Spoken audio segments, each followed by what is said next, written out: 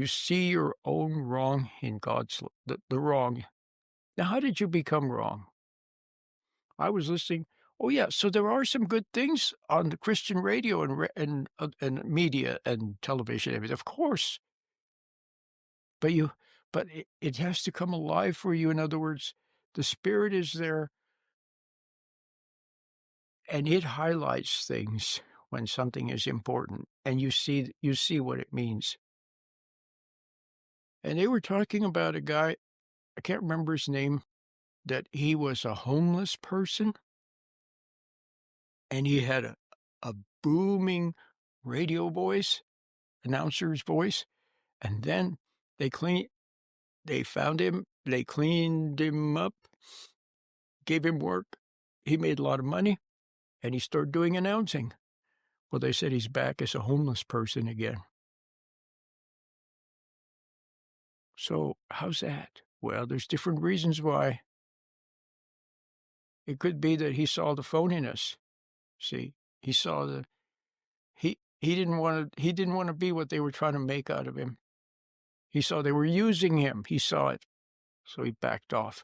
But the trouble is he became homeless again, you see what I mean? There has to be a way where you can see people are using you, you can see the falsity in it, you can see that there's nothing in it there, but you don't have to it doesn't mean you have to be a failure. You find your way with God's help. But another reason is, it's the old expression, you can take the country out of the boy, but you can't take the boy out of the country. So that had gotten into him somehow or other. You've probably seen it. People clean up their act and then they go back to the old thing again. I know you've seen that. It gets into you.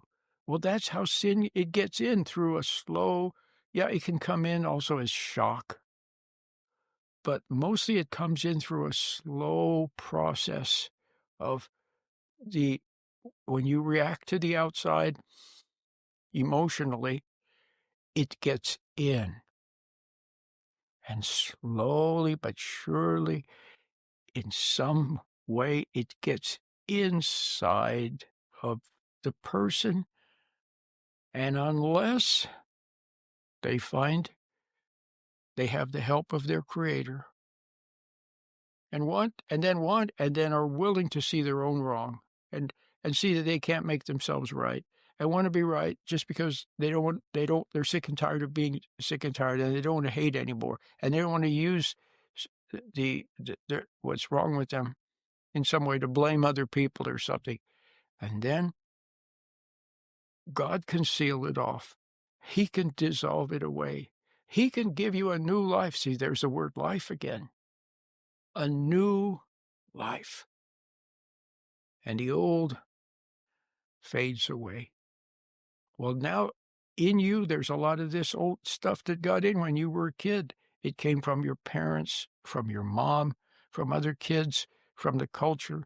It seeped in. That's it. Seep in, and you're full of it now. Literally and figuratively full of it. Well, you can't change it though. What you've done now is you've pushed it under the carpet and see, you tried to change yourself and everything hasn't worked. So now you must seek this new life. And as you find this new life, God will take care of the old stuff. He'll take care of it. And it'll be wonderful. It'll be beautiful. And then there's hope. When you see yourself overcoming what's wrong with you, then you see that that's what was wrong with your parents. How come they messed up? They didn't want to. Now you see they couldn't help themselves. When they were kids, they reacted to things. There was injustice. There was cruelty. There was the peer group. There was the war.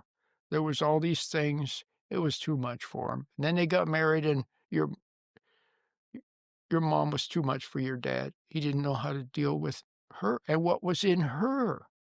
See? And she saw that he was decent, but there was something missing in him, and she resented him for it because she resented that in all men for not having what she needed, and there it was, you see. So now you can have compassion on them. So part of overcoming your past is to have compassion on the people who made you what you are. See, you've always blamed them. Now you see they couldn't help themselves any more than you can help yourself. Now you find yourself yelling at your kids or whatever, and you realize they couldn't help themselves. So now you can have compassion. It doesn't mean feeling sorry for them, but it means dropping your resentment toward them.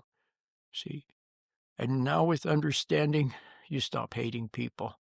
And instead of hating people, instead of wasting your time hating people and judging them, see, that's another thing that has gotten into you. This judgmental self that judges everyone. See? So you just have to see it, see that it's not good, realize that it got into you, and stand back and watch it, and look for the